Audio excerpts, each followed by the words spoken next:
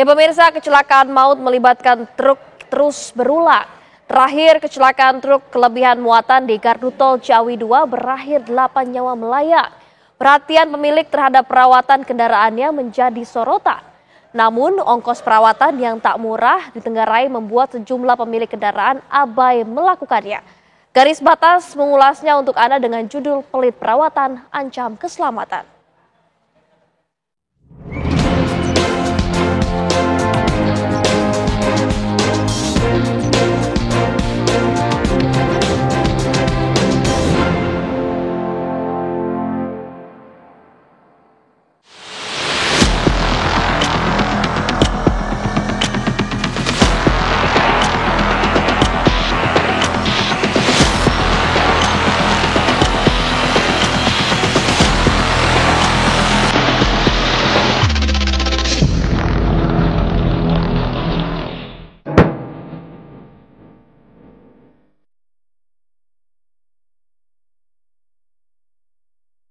Remblong di jalanan lagi-lagi bebakan korban.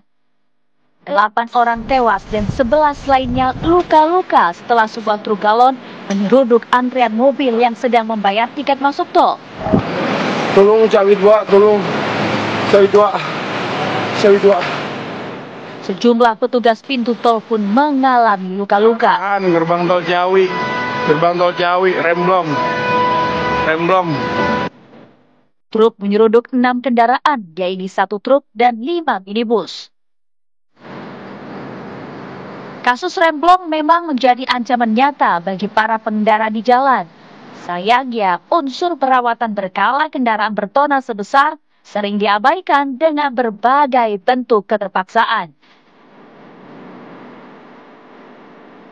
Tim Liputan Garis Batas melakukan penelusuran ke bengkel truk untuk mencari tahu fakta mengenai rem, unsur vital kendaraan. Bisakah kasus remblong diantisipasi sang sopir saat mengemudi? Biasanya memang kalau penyebab dari remblong sendiri seperti apa sih Pak? Kalau petunjuk angin di situnya turun ya, jangan diterusin. Ngeblong, ada petunjuknya. Nggak mungkin nggak ada.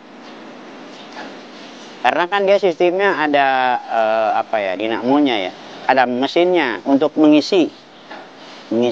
Nah, kenapa dia di petunjuknya nggak penuh? Berarti ada kebocoran. Gitu. Jangan dilanjutin jalan. Gitu, itu pengertiannya. Jadi harus jeli juga. Pengemudi harus jeli.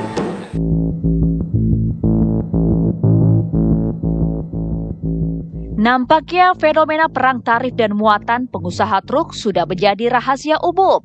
Imbasnya, para pengusaha berupaya menekan biaya sedalam-dalamnya agar memenangkan tender angkutan. Kondisi terdesak ini membuat oknum pengusaha truk nakal, ada yang menggunakan mobil tua dan abai melakukan perawatan secara baik, bahkan jam kerja sopir yang berlebihan.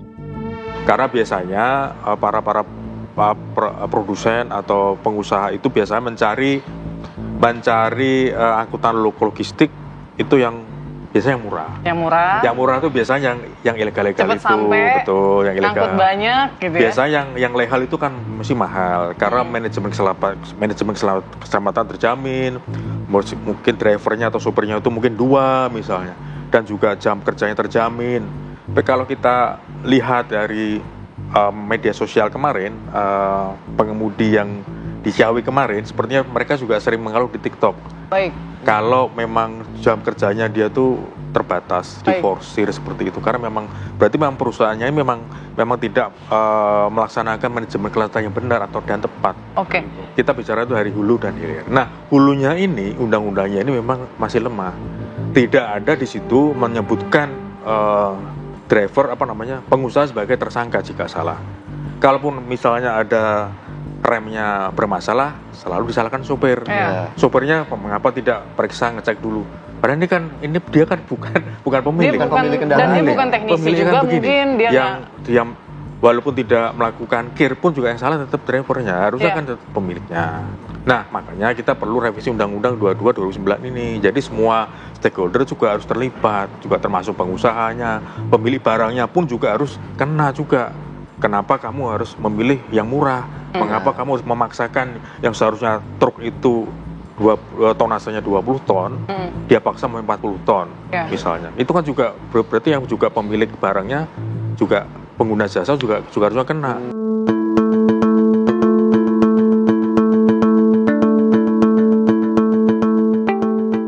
Sementara itu, Ketua DPP Asosiasi Pengusaha Truk, Gebilang Tarigan, membenarkan adanya oknum pengusaha nakal yang tak patuh melakukan perawatan kendaraan. Ia berharap pemerintah turun tangan mengatasi masalah mengakar di dunia transportasi angkut ini. Kita sudah menyampaikan kepada DPR maupun kepada pemerintah terhadap dunia tracking ini, aturannya perlu dirubah karena kemajuan teknologi sudah demikian berkembang, kemudian keinginan pengusaha agar daya angkutnya juga meningkat sehingga tidak terjadi odol perlu diakomodir, sama seperti di luar negeri.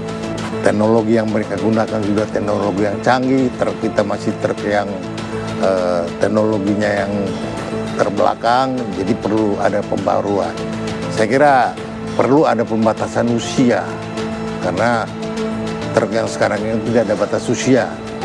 Jadi berapa tahun kita lihat di tol bagaimana kecepatan truk tertua yang overload, yang udah tua tertatih-tatih harus mengantri.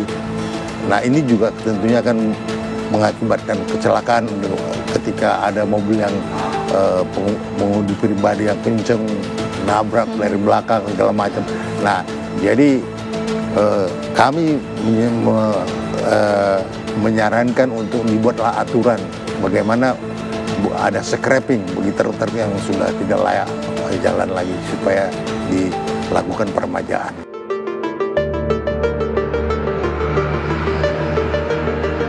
Kendaraan yang prima menjadi sebuah kewajiban bagi kendaraan berat maupun kendaraan berpenumpang. Inspeksi menyeluruh pada setiap komponen kendaraan sebelum melakukan perjalanan tak dapat ditawar. Inspeksi sistem pengereman pun menjadi yang utama. Berulangnya kecelakaan maut akibat rendahnya budaya keselamatan. Pengawasan dan penindakan harusnya mampu membangun budaya keselamatan. Sampai kapan duka jalanan harus terus dirasakan oleh mereka yang tak bersangkutan? Tim TV One mengabarkan.